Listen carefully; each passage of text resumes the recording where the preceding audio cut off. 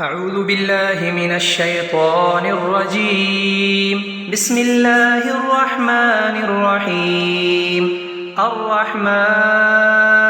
علم القرآن خلق الإنسان علمه البيان. الشمس والقمر بحسبان والنجم والشجر يسجدان والسماء رفعها ووضع الميزان ألا تطغوا في الميزان وأقيموا الوزن بالقسط ولا تخسروا الميزان والأرض وضعها للأنام فيها فاكهة والنخل ذات الأكمام والحب ذو العصف والريحان فبأي آلاء ربكما تكذبان خلق الإنسان من صلصال كالفخار وخلق الجان من مارج من نار فبأي آلاء ربكما تكذبان رب المشرقين ورب المغربين فبأي آلاء ربكما تكذبان مرج البحرين يلتقيان بينهما برزخ لا يبغيان فبأي آلاء ربكما تكذبان يخرج منهما اللؤلؤ والمرجان فبأي آلاء ربكما تكذبان وله الجوار المنشآت في البحر كالأعلام فبأي آلاء ربكما تكذبان كل من عليها فان ويبقى وجه ربك ذو الجلال والإكرام فبأي آلاء ربكما تكذبان يسأله من في السماوات والأرض كل يوم هو في شأن فبأي آلاء ربكما تكذبان سنفرغ لكم أيها الثقلان فبأي آلاء ربكما تكذبان يا معشر الجن والإنس إن استطعتم أن تنفذوا من أقطار السماوات والأرض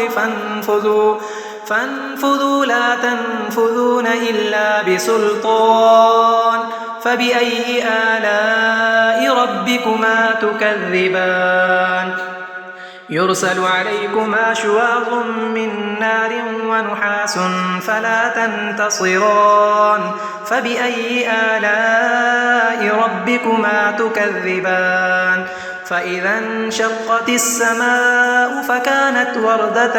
كالدهان فبأي آلاء ربكما تكذبان فيومئذ لا يسأل عن ذنبه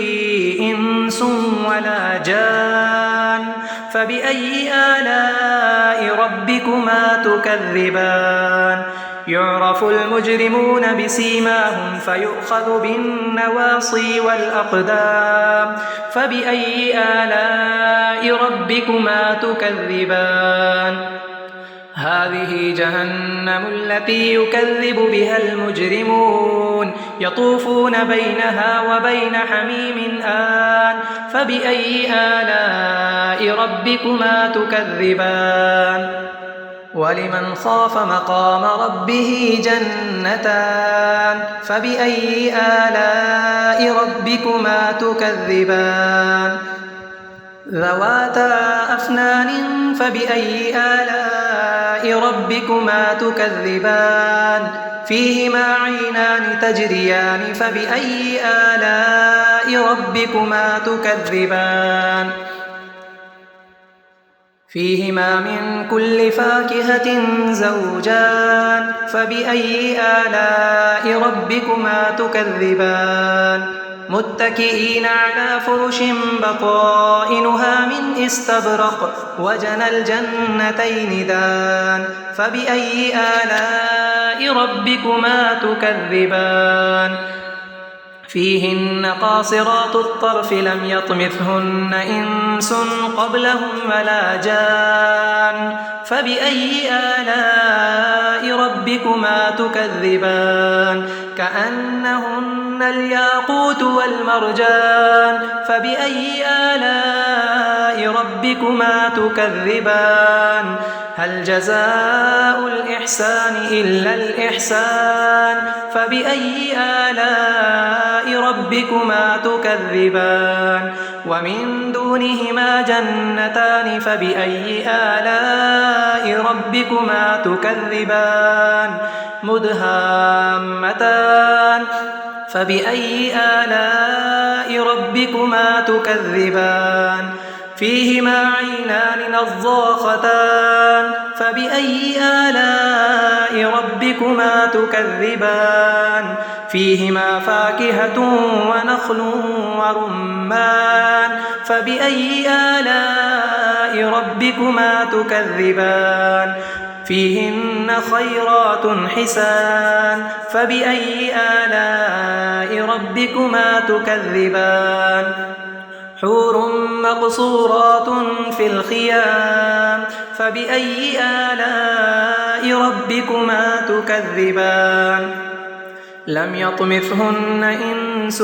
قبلهم ولا جان فبأي آلاء ربكما تكذبان متكئين على رفرف خضر وعبقري حسان فبأي آلاء ربكما تكذبان